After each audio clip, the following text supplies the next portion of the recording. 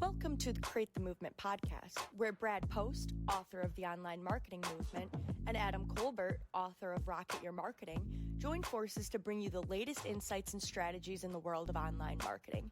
Let's get started. Welcome to the Create the Movement podcast. I'm Adam, and that's Brad, and we're going to talk about how to hire people. Awesome. Welcome, Adam. One thing we kind of wanted to start off with is, prior to us getting into agency work and starting our own agency, you had some interviews in your past life, right? Or in the corporate life. Anything that stuck out, on that as far as being in, the corporate world when you were interviewing? Yeah, absolutely. But first, I just want to ask you, when I did that intro, did it hurt your ears? No, it sounded great. It looked like you jumped back a minute. All right. Yeah. So, obviously it's a different process in the corporate world. There's usually actually a process that you would follow and certain questions that you want to ask. So you don't get to really ask the questions that you want, but yeah, it's just a different ball game. So I think if you're a small business, a smaller business, maybe doing less than 10 million, 20 million a year, your interview process might look a little different. Yeah. So certainly you can learn from it though. I mean, you can learn from any experience, but I think for me, at least, I brought maybe a softer touch. So if I didn't have that experience, I might've been a little more aggressive with questions, but I sort of learned, I guess, how to read between the lines. So that was one thing I was going to mention is, one thing about being in the corporate world interviews is, I think the one thing that I learned the most was what not to ask, like legally what you can't ask. You can't ask how old they are or personal questions about themselves. And being in a small business, a lot of the times you want to ask those questions, right? And legally you can't. I mean, at least in the corporate world we couldn't, so we kind of tied that into agency as well, right? And we're not attorneys by any means, but there's certain questions that you can't ask in an interview, per the law. Yeah. And plus, even if you could ask certain questions per the law, I mean, I don't know what those questions would be, but I mean, certainly know what you can ask. But even if there are certain questions that you could ask down the line, if you fire that person, that might open the door to them saying, well, hey, they asked me in the interview if I was a Republican, or they asked me in the interview if I was gay. Yeah, exactly. Yeah. So, I think, and I think one thing with the corporate world is they usually, they have a list of questions. There's usually an HR person involved, that has to go through the process. And, if you're the hiring manager, I think what I've always done, and I think, Adam, you're pretty similar, is just gone based off of our gut instinct, right? Like, do we like this person? As a person, do they feel, are they sharp enough to, to communicate well? How are they? Are we going to enjoy working with this person, or are we going to be, annoyed by them? Right.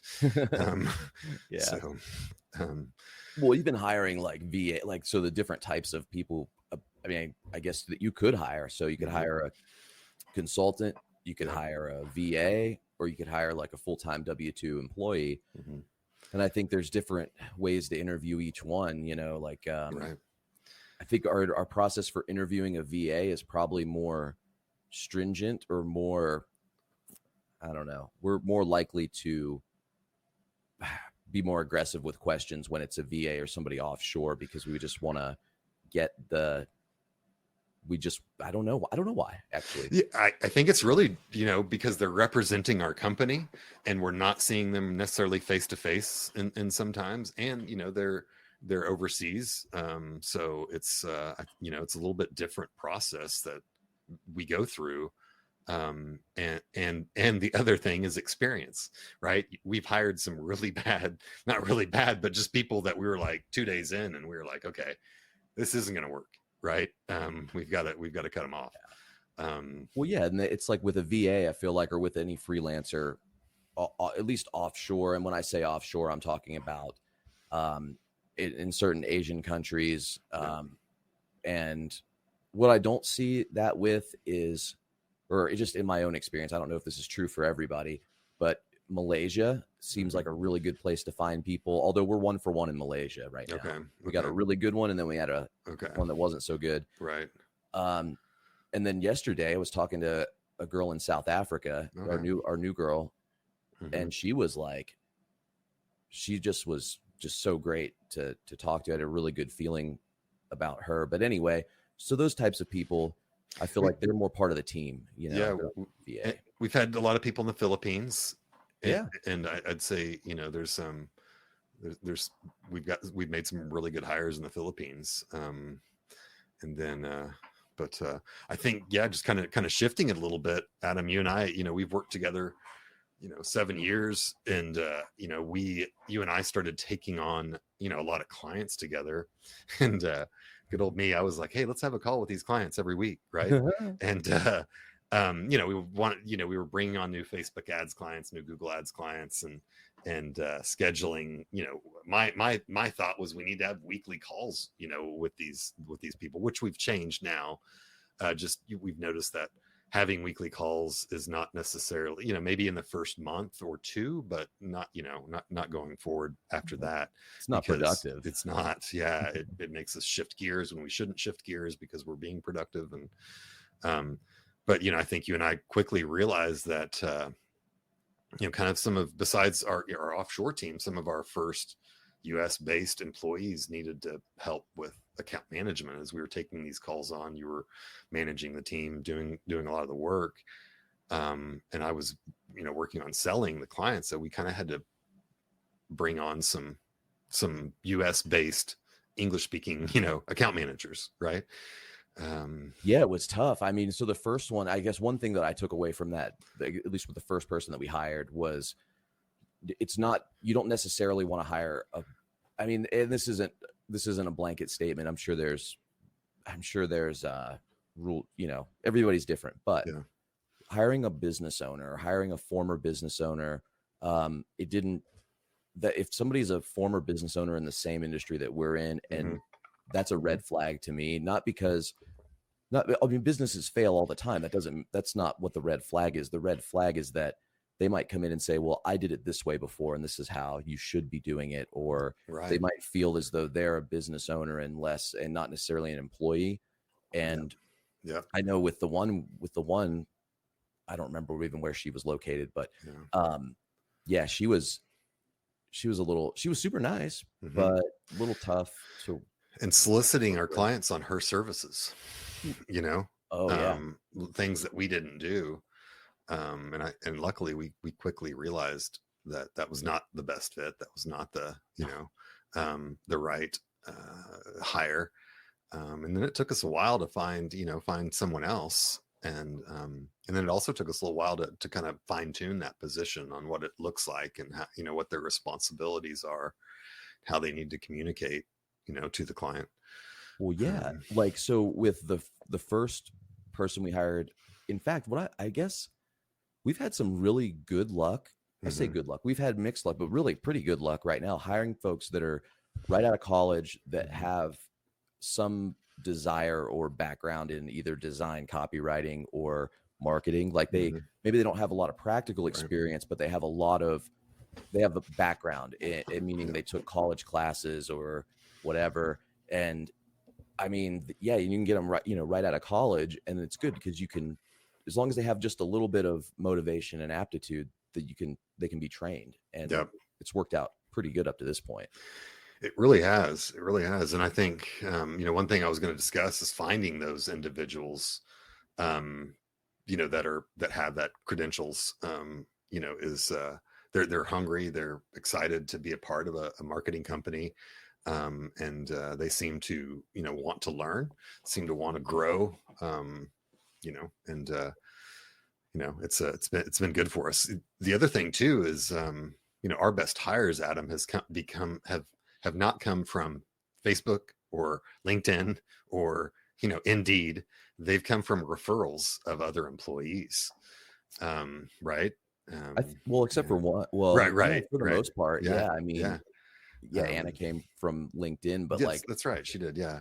But from the first one through Ivana and then to Casey, those are all like referrals from each other. They're like, and it's funny because they like level up every time. It's like you get the first one, that person refers their friend, that person's a little bit better. they refer their friend. That one's a little bit better. Right. So yeah. And it's been, I mean, we've got a really solid team now, I feel. But that was a good mention. So we, the other thing too, I noticed is, I talked to a lot of friends that are business owners, and, they're really struggling, to hire and find people. But man, I remember, when we listed, the position on Indeed, when we listed it on LinkedIn, oh man, it was probably 50 to 100 applicants that are interested in, I don't know if marketing is a sexy, job, but like they were excited. We had a lot of very qualified applicants that applied, to the position. And also it's remote. It's a remote position. I think people are looking for that. So, that's crazy though. But it's funny. We had so many applicants, but the one we hired was literally the first one that applied. Yeah, it was. That's right. She was on it. Yeah. She's like, I went to your website. I saw it said the only way to apply was through your website. So here's my stuff. Here's an email. Yeah. She sent her documents encrypted. Right. Yeah. And I think, that's another thing that I look for. And I know, I've talked about this before, is, let's look at, when we're looking at interviewing someone, we look at response time, and we look at how they communicate, and we look at, do they follow the steps? Do they go and book, an appointment on the calendar like we asked? Does it take them 2 or 3 days to respond to a LinkedIn message or, an email? And if it does, we kind of write them off right away, right? Like, it's like, if you're looking for a job and you're waiting 2 or 3 days to respond to a LinkedIn message, then you're not, that hard. You're not looking for a job that much. So, and the communication style, and how, like you said, the response time, that's a good one. That's a good metric to look at. And then how good are they at communicating? Are they, goodness gracious, I think Ivana was really good at, I think we got her on the phone and we were like, oh my God, this person is great. Like, she was super friendly. Yeah. And then, we had one other person worked here for like a week. Talking to that person was really difficult. It felt, we liked her. I guess we hired her. We liked her enough to hire her. Yeah. But, talking with her was hard. It felt like you always had to extract information. It's like, it was like a one-way conversation. Whereas with everyone we have now, it's like they're confident and comfortable enough to have a two-way conversation. Right. Yeah. We ask them how their weekend was. They ask us how our weekend was, or just something simple like that is, really. They don't say they don't say, I don't remember. Yeah, exactly.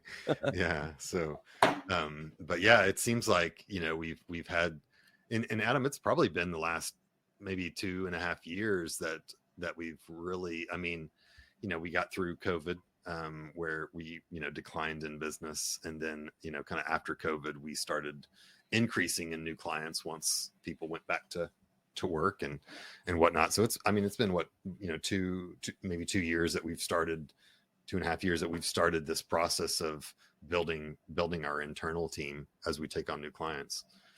Yeah, we're just getting better at it too. I think that's a big thing to know, is like, if you hire somebody, whether you own a marketing agency or any other business, if you're looking at making that first hire, it may not go well, but you will get better at it over time. I feel like we've gotten. Yeah, we're definitely not experts, but we have gotten, and we're still growing, and our employees are kind of challenging us to grow as well, as far as like, job descriptions and getting, making sure that they're doing what they're asked, and, really helping, they're asking a lot of questions, and, you and I are both very encouraging guys, but we want to, let them know how they're doing, or if they have any, anything they need to work on. Just try to be transparent with them.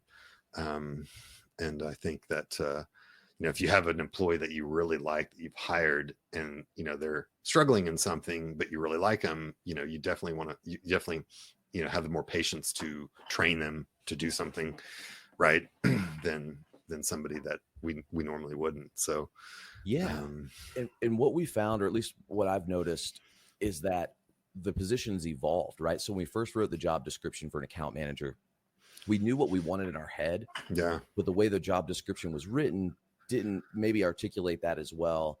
But what we're finding now is that our folks are much better. Well, I guess what I noticed was when we hired the first couple, it was like they were paper pushers. They were asking us, they weren't necessarily managing the account, but they were just saying, hey, this person emailed, what do I say? Yeah. Or like, and that's not what we're looking for. We need somebody to own the account and manage it and just basically remove us from that equation. Yeah. And I feel like now they're getting to the point, as long as I feel like if they've done the thing once, if we've told them how to do it once, the second time they're going to handle it themselves. I mean, we still get questions, obviously. Yeah.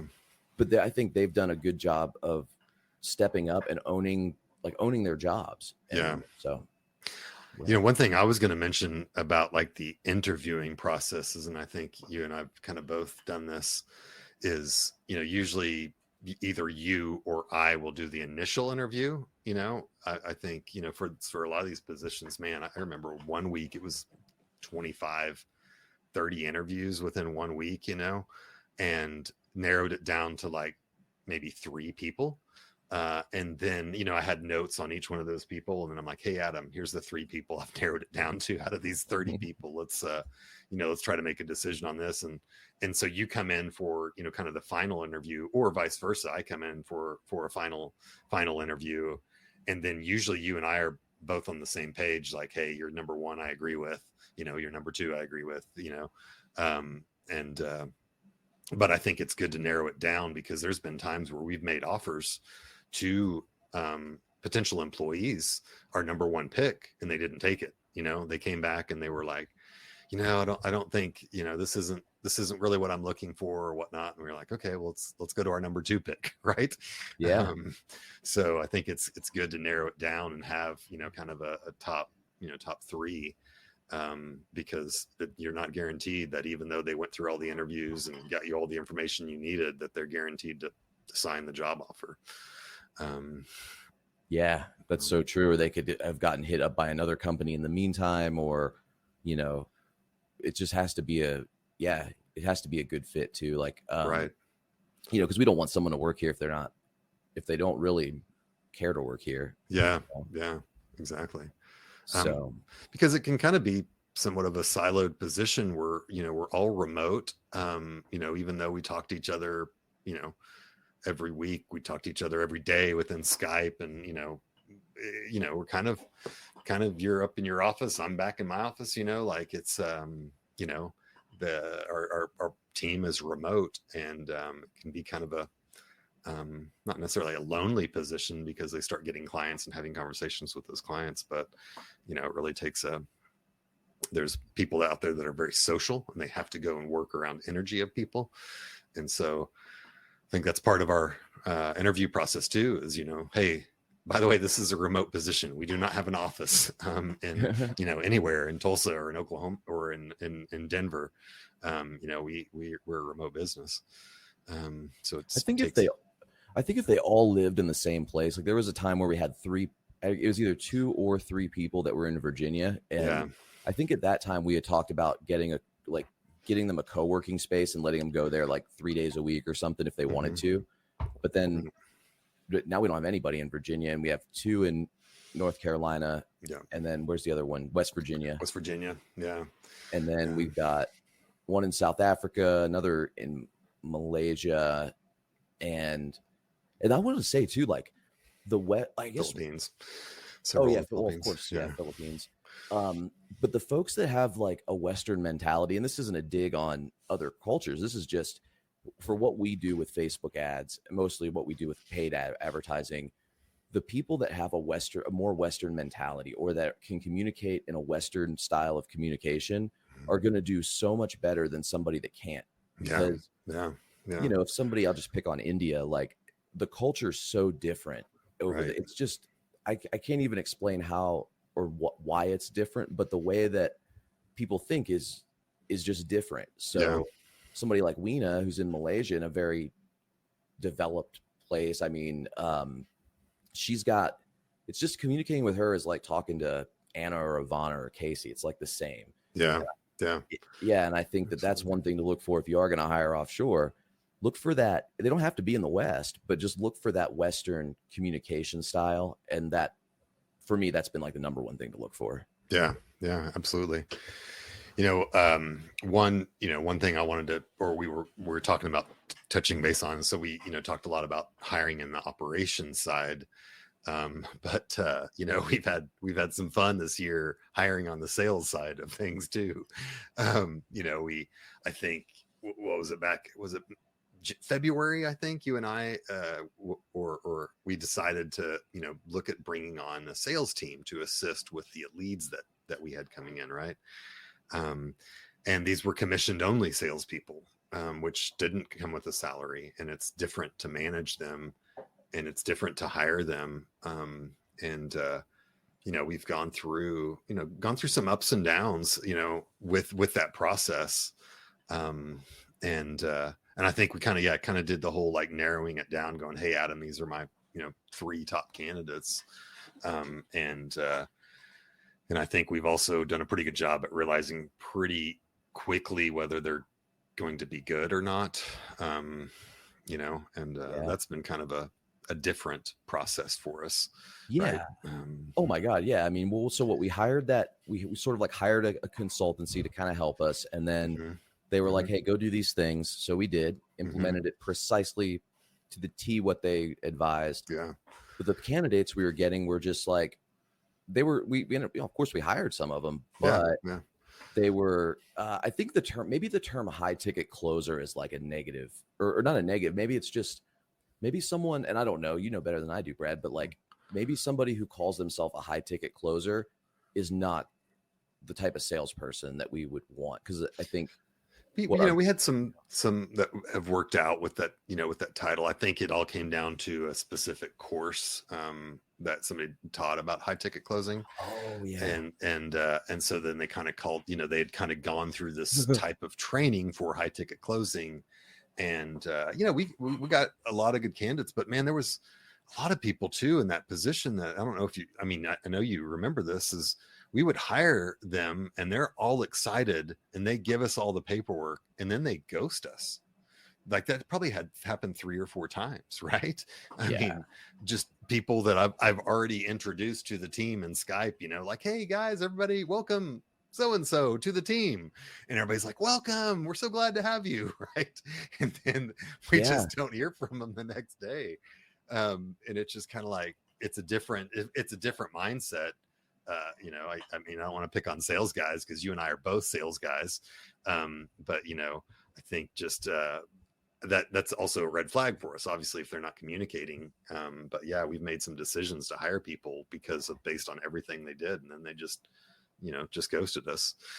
And we have a good commission structure. It's not like we're paying like 10% on a sale here. I mean, I won't say what it is, but it's way higher than other agencies would pay. And we spend so much money on leads via pay. We advertise the business, obviously, and we're spending, thousands and thousands of dollars on leads every month. And so for any salesperson, this is like a good opportunity if they know how to sell marketing services. Well, and we have the systems set up, we have the phone systems, we have the CRM systems, so, if somebody, has sales skills and has a little bit of knowledge in digital marketing, they could definitely succeed. So it's just kind of, finding the right people. I feel like we're in a good spot now where we're at, where we've got a, pretty decent, sales team that assists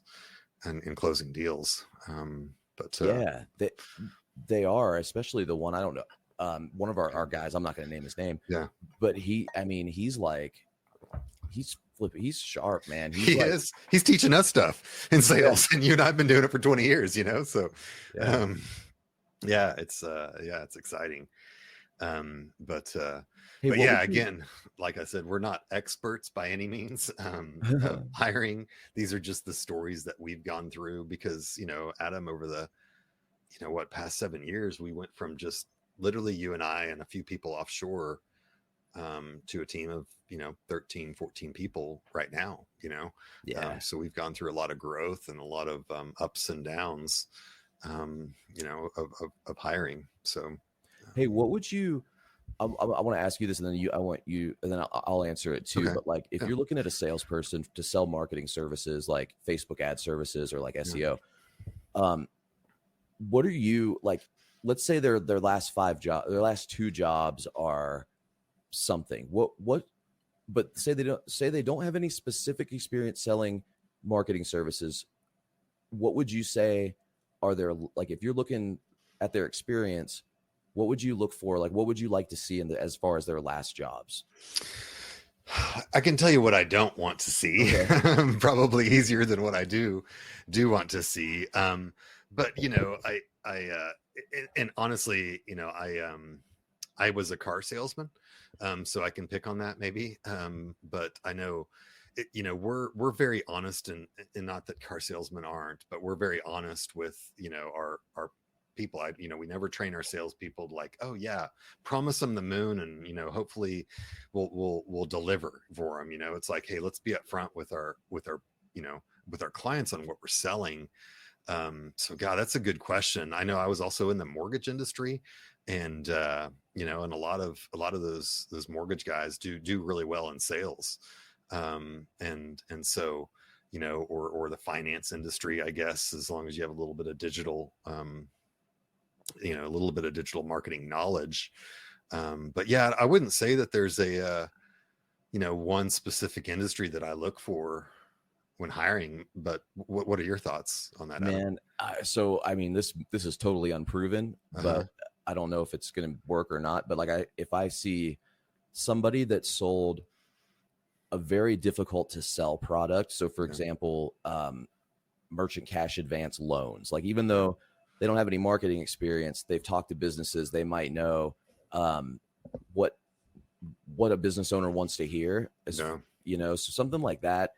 Or I hate to say it like this, but selling a product B2B that nobody wants. Yeah. Right. Not because nobody wants marketing, but just because they're going to, in my opinion, and this is unproven, but they might be better at overcoming objections or being more likely to hustle to get the sale. Yeah. Unproven, but yeah, absolutely. I first started, I think I got hired on at the lawyer marketing place because of my insurance sales and my consumer finance. I was, top in the division, and he looked at that and he was like, oh, insurance sales, then I'm sure you can sell anything, so but yeah, one thing that we probably also shy away from, and correct me if I'm wrong, Adam, is like, if somebody's in multi-level marketing, they've been doing that for the past 5 years, we would probably say, maybe this isn't the best fit for you. Right. Or just not answer, or just not return their phone call. But I think, more than, in most cases, you and I really look at the authenticity of the person rather than, of course we look at background and how they, are, but we look at how they communicate and how are we going to get along with them? Do we enjoy talking to them? So really more of the authenticity of the person. And then also like what their hunger is as far as growth. We've had a few interviews, with even employees now that like literally went through our entire website prior to the interview. And that's impressive to us. That means they did their research. That means when we ask them to go, hey, can you do this training? They can learn it and pick it up. So yeah, I think hunger, or just being hungry to better themselves is a very good characteristic that we look at in hiring. Yeah. Oh, and then one of them, and this was super cool. She asked for, like, after we told her like, okay, we're going to hire you. She was super stoked, but then she asked for more money. Yeah. And I was like, of course we said no, but like, but it was, good. But it didn't offend you or I. No, we respected it. So I think, and yeah, that's one thing in interviewing is you can always ask for more money. If they don't give it to you, then, and if they get offended, then that may be the wrong company to go to, For sure. We respected it. And, the position that we had just didn't offer that additional, compensation at the time. So, but she had the balls to do it. And that was like the coolest. That was for me, that was impressive. I was like, this girl's good. Yeah, absolutely. so yeah, I feel like we're in a a good spot with hires, and I think we're good, man. Anything else, Adam, you wanted to touch base with on the hiring process? Nothing related to hiring. Okay. I think what we ought to do. So coming up on the podcast, we'll probably talk about different strategies as far as advertising and just things that might be relevant to any business, but also specifically a marketing agency type of business. Absolutely. So Yeah. look, stay tuned for that. But I'm good. I don't have anything else to say on the topic of hiring. Awesome. Thanks again for listening to Create the Movement podcast. We'll be back for another episode. Thanks, Adam. Thanks. Thanks for listening to this episode of Create the Movement podcast. Visit us now at createthemovement.com to discover how we can help you create a movement.